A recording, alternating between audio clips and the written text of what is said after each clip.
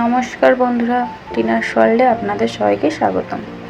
আজ আমি আপনাদের সাথে শেয়ার করব একদম বাঙালি স্টাইলে সুস্বাদু কাতলা মাছের কালিয়া। এই রেসিপিটি একবার বানালে ভাত ও পোলাওয়ের সঙ্গে সবাই আঙুল চেটে খাবে। তাহলে চলুন শুরু করা যাক। মাছগুলোতে আমি আগে থেকে নুন, হলুদ আর একটু সর্ষের তেলে মাখিয়ে রেখেছিলাম। এরপর আমি মাছগুলোকে ভালো করে ভেজে নেব।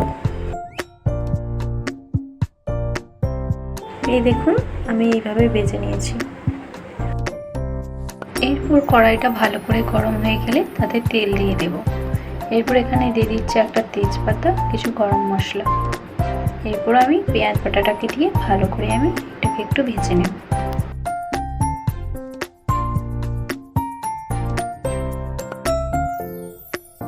পেঁয়াজ বাটাটা ভাজা হয়ে যাওয়ার পর এখানে আমি দিয়ে দিচ্ছি আদা বাটাটা। এটাকে আমি ভালো করে এর সাথে মিশিয়ে নেব। এরপর আমি দিয়ে দিচ্ছি টমেটো বাটা। আর টমেটো বাটাটা আমি অনেকক্ষণ থেকেই নাড়তে থাকবো, যতক্ষণ না টমেটো বাটাটার কাঁচা গন্ধ বেরোচ্ছে।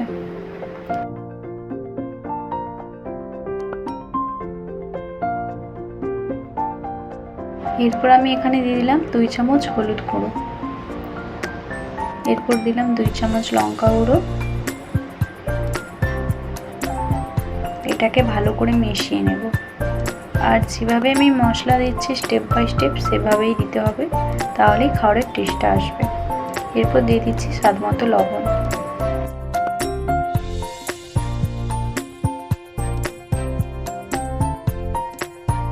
এরপর আমি এখানে ব্যবহার করছি কাঁচা লঙ্কা আর রসুন বাটা। এটা খুব ভালোভাবে ভেজে নেব। এইভাবেই স্টেপ বাই স্টেপ মশলাটা দিতে হবে। যদি রসুনটা আগে দিয়ে দিই খাবারের টেস্টটা থাকবে না, তাই আমি যেভাবে দিচ্ছি সেভাবেই আপনাদের দিতে হবে। এরপর আমি দিয়ে দিলাম 1/2 চামচ জিরে গুঁড়ো।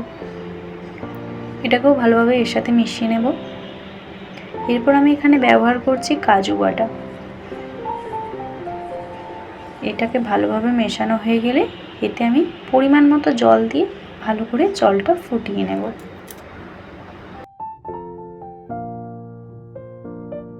ঝোলটা আমার ফুটে গিয়েছিল।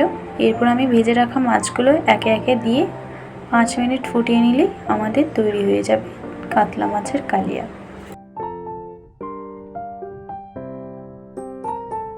তৈরি হয়ে গেল দারুণ স্বাদের কাতলা মাছের কালিয়া। ভিডিওটি যদি ভালো লাগে তাহলে অবশ্যই একটা লাইক করবেন, কমেন্ট করে জানাবেন কেমন লাগলো।